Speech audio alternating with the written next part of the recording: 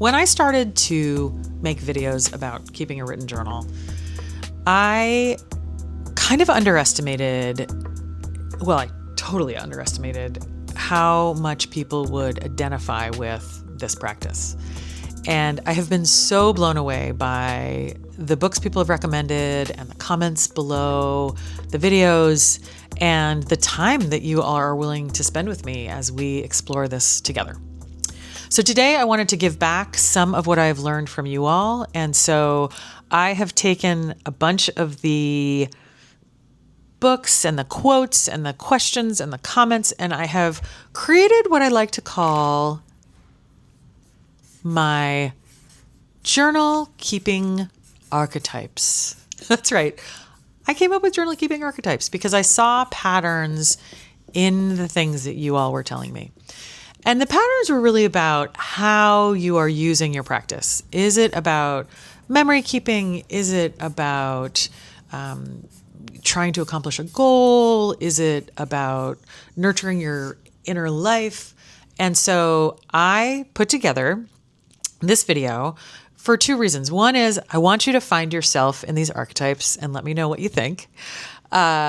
I also would like to share back some of those books that I feel really kind of describe those archetypes, because I think that's where it gets really fun and interesting. If you're new here, my name is Amanda Close, and I have kept a journal for over 40 years. I have a whole series that I have below in the description. So you can start here or you can start there. No big deal. Start wherever you like. This video promises lots of inspiration for folks who are interested in reading and thinking about their journaling in a really fun and interactive way. Number one is the memory keeper. The memory keeper is all about documentation. They're probably the family archivist. They like to hold on to slides and photographs, and they believe in daily routine preserved as history. They also are interested in preserving the seasons of life and finding preciousness in the ordinary. The books that were recommended to me that I felt fit into this archetype were Patti Smith's Just Kids, Nabokov's Speak Memory, Joan Didion's Year of Magical Thinking, and Eve Babbitt's Hollywood. The one that I would point to the most on this front is probably the Joan Didion, just from a personal perspective. I really loved that book, and for anybody who hasn't read it yet, it's really about Joan Didion when she is processing the loss of her daughter and her husband. So it is a grief novel for sure, but it is also incredibly beautiful. And it is about capturing memory, putting together and working through some of that, some of the anguish that goes with that stage in life. So I recommend checking out all three of these. I personally haven't read the Eve Babbitt's yet, but I can't wait to read it. And so that is on my list. Let's talk about the next one. The inner explorer is writing through confusion or crisis. They are thinking about the private, the creative. They are doing exploratory writing, and they're having a conversation with themselves. I think for me, the books that really stood out in this category, Virginia Woolf's A Writer's Diary, Between Two Kingdoms, which is a book by Sulika Jawad. Sulika's Between Two Kingdoms was one of my favorite books the year it came out. It was a couple of years back. She actually has a more recent one called The Book of Alchemy, which is a great book for journal keepers. It's actually, I think each chapter she has a friend write an essay, and then there's a prompt at the end. So it's that's a wonderful book for any of these categories. But I do feel as though Between Two Kingdoms, which is a memoir of fighting cancer, was really a special book because it's about the ability for your mind to have a very rich mind when you're going through physical challenges. She had a terrible, terrible time for years she was going through treatments and her body was breaking down, but at the same time she was able to kind of break through and create, which I think in some ways she points to is one of the things that got her through that really hard time. So for that, I think that it's a really important book to include in this category. Other books that came up from our community, May Sarton's Journal of Solitude and Women Who Run with the Wolves. The next archetype, the outer explorer. This is the group of you writers out there who are most likely to be digital nomads. You are seekers, you are explorers, you are totally fascinated with people like Shackleton and Everest. You're fascinated by Darwin and the stories that have come out of the golden age of exploration. You probably have watched Maru and read Into the Wild, Krakauer's book. And the books that I have here featured are The Lost City of Z, which is one of my personal favorite books of all time. Really, truly, David Gran in his early book career. I also really love Nowhere for Very Long. That is Brianna Medea, and she is actually somebody that I found on Instagram. And it's just her story, and she has a couple more books out now. She's a van lifer, but also just an intriguing person. She is really fun to read. And then I included a couple of others that were recommended from the community. Isabella Bird's A Lady's Life in the Rocky Mountains. Isabella Bird actually, she wrote in like the 1800s, but she explored widely and she went all over the world and wrote incredible books about her experiences. So, and most of them were journals. That's definitely on my list. And then The Invention of Nature, which is actually a book about Humboldt, Alexander von Humboldt, which he lived around the same time as Darwin and was very interested in, and Audubon, I believe, as well, and was very interested in collecting knowledge of the natural world. You know, he went on to, I believe he found, I mean, honestly, I read this book a couple of years ago, so please check my work. I believe he went on to found one of the universities in Berlin. He was a real intellectual. He was super inquisitive and curious and traveled widely.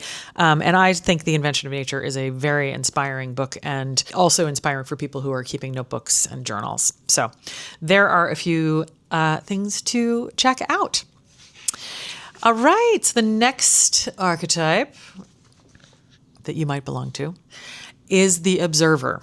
And this is the group that I am actually putting a lot of my art people in. So I think these are the folks who are keeping, although it could be scientists too, they're keeping field guides, they're keeping sketchbooks, you know, they are observing the world and capturing it through art as well as words, depending on where this lives. The folks that I've included in this category include John Muir Laws, who wrote something called The Laws Guide to Nature, Drawing, and Journaling.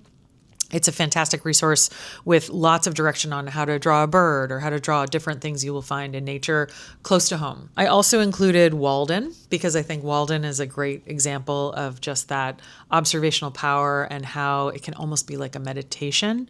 And then Danny Gregory is somebody who I come across a lot. I've read a bunch of his books. He also is a wonderful YouTuber. And for anybody who's interested in art journaling, he really combines both the art and the journaling. He has done so many inspiring videos about how to draw, but also how to chronicle your life. This book that I included here, An Illustrated Journey, this, I believe, highlights a few other artists who have done this kind of thing with different styles. I think it's a really fun book to just kind of like sift through and find inspiration. You can always find more inspiration from him on his YouTube channel or in his many books. That's The Observer. You know, I didn't put Frida Kahlo or Peter Beard in this category because I feel like they actually might belong more strongly in other categories, even though they're both artists and observers. Peter Beard was an incredible photographer. Frida Kahlo, of course, one of the greatest artists of all time. But her journal, her diary is extremely, I've got it over there somewhere. I can maybe flip through it. Her diary is very much almost her internal struggles. Whereas I think Peter Beard, it was very much about the observation of where he was traveling in the world. So when I first moved to New York City, I lived in the Village. I moved there in 1999 and I moved to New York to go to NYU. It was sort of an incredible thing. I mean, he had a whole sort of studio and gallery down in Soho. I remember it was one of the very first things that I did when I moved to New York City. And I went with my dad, so it was a long time ago. And I'm sure we went out for a delicious lunch afterwards. But it's a fun memory. Interesting character. Not without controversy, it must be said. Anyway, we don't have time for that today. Let's go on to the thinker. This is let's see, how many have I done at this point? Uh-oh. I have done 1, 2, 3, 4. This is the 5th archetype. That's right. This is the 5th archetype.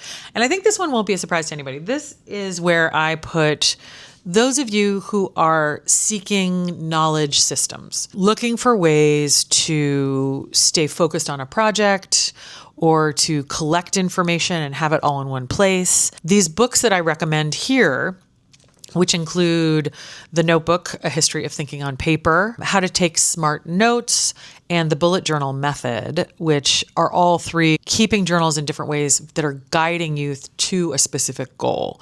And, I think these are hardworking books that really focus on your life improvement. And they may be a little bit less about your emotional state of being or your meditation or whatever that might be.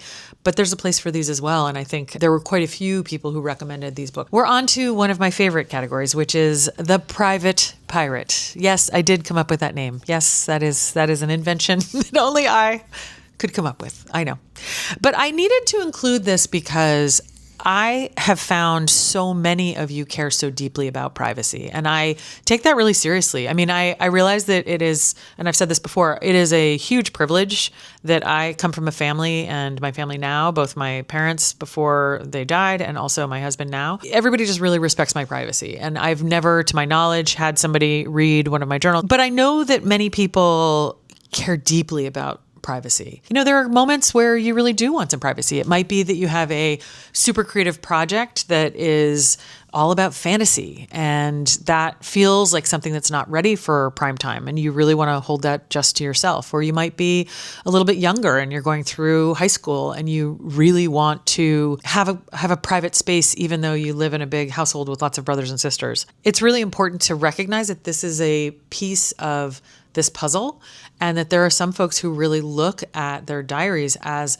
truly private space where they can be themselves in a way that they can't be out in the world. The books that I have here, I thought they were kind of interesting recommendations, and I placed them here because I think each of them has an element of privacy that's important to mark. Of course, Anne Frank's journal, The Diary of a Young Girl, the exhibit about her life was in New York recently, and I went and saw it again. I'd been once before in Amsterdam. You sort of can't believe how she was trapped in a room for, years. And yet she had this incredibly rich journal life. And I know that millions and millions and millions, thank God, millions and millions of people have read this book, but I think it's a beautiful one to talk about here, and that element of privacy. I also included James Ellroy, My Dark Places, which is an interesting twist for him. It kind of goes to his personal story. I included The Secret Diary of Adrian Mole, age 13 3/4 by Sue Townsend. I have not read this, but I have to say that after reading the description, and again, this was a recommendation from you guys, after reading the description, I can't wait to read this book. It's a YA book and it looks fantastic. And then finally, I included meditations because I'm sure many of you know Marcus Aurelius. He was really one of the great thinkers. His meditations were intended to be private. He never wanted them to be read publicly, which is fascinating. I learned that in researching for this episode. So I included it in private. Take this where you will. And if you have other books around privacy, on the topic of privacy or the theme of privacy, please do comment below. So you might be like, no, these books don't hit for me. Those books belong in other categories. And I would completely understand that. Okay, so rounding out to the final piece, we are on to the final archetype. The final archetype is the diarist. And you might be saying, oh, this is a cop-out. And it is. But not too bad. Basically, these are books that are really focused on people who identify as keeping a diary, doing that sort of daily documentation. So the diarist, the books that I think are most closely associated with the diarist, or those that were coming through on the recommendations, are the Berlin Diaries, 1940-1945. This was a diary that I read when I was graduating from college and shortly before I moved to Germany. I went through actually I went through like a whole year. And so I just started reading everything I get my hands on about Germany, both in English and in German. This book was I just loved it. I just thought it was such a good story, and it's all true, and it's a fascinating portrait of Berlin at that time. Okay, The Secret Diary of Anne Boleyn. I have not read it. And again, this is the one that, as I was reviewing everybody's recommendations, I just thought, oh my gosh, I can't believe I haven't read this yet. I have to read it. So this is very much on my list. Okay, so rounding out the last couple of books in the diarist category. The first one, a classic and a beautiful, beautiful book, and honestly, a really lovely cover, is The Color Purple. The Color Purple, I read it in high school. It was a long time ago, I confess. So I did pick up a new copy when we started talking about this. One of the ones that was recommended in the notes. And it is such an interesting book because it is written in a kind of a conversation with God. It opens with Dear God, and each of the chapters is kind of this confessional conversation. So from a diary perspective, I think it's a really beautiful one to put there. And then finally, the last book on my list is A Tale for the Time Being by Ruth Ozeki, about a journal that goes missing after a tsunami in Japan and how it washes up in a lunchbox on the west coast of the United States and all that sort of transpires from there. So I am really looking forward to reading this one. I have not yet read it, but it is, again, a gorgeous cover. I just am looking forward to spending some time with that book, probably over the summer, maybe while on vacation. Who knows? But that is The Diarist. Let me know if you have found this to be a fun way to talk about books. I think I'll try different ways of weaving books into our conversation. Books go really nicely with conversations about journaling and about art and about many other things. So I've had fun putting this together. I hope you had fun watching, and I look forward to meeting you in the comments. I also want to thank the folks who showed up for the live stream that I did last week. I'm doing another one on Monday. I know it's a little bit late. I'm not sure when I'm going to actually get this one published, hopefully within the next 24 hours. So it should give you a couple days to still sign up or get the little bell to know when I go live on Monday. It'll be noon Eastern Standard Time. That's in New York City. So you'll have to do the math on the time change yourself. The concept behind those streams are really just I'm going to provide some prompts. We're going to co-create together. We may do a little bit of art this time. We might do just pasting stuff into our journals, and it'll all be very accessible to anybody who wants to join. And I usually start with the written prompts first, so anybody who's less interested in the art piece of it can jump off. It would be really fun to have everybody stay for the whole time. So that's what I have for you this week. I hope that this is interesting. I look forward to your further recommendations below. If you have a different archetype that you feel I did not adequately address, or you have something that you like to do in your journal that I didn't touch upon enough, or if you feel like I've miscategorized a book or two, please, by all means, chime in below. Let's get it right. And I mean, honestly, if you like this, everybody, I could literally do a full video on each of these archetypes and go much deeper with a lot more book recommendations and even some prompts to allow everybody to enjoy different aspects. I hope you are well. I hope you are writing, most days, but don't worry if you miss a day. It's not tragic. It really is okay. So, all right. Thanks again. I really appreciate you being here. Keep writing. Talk soon.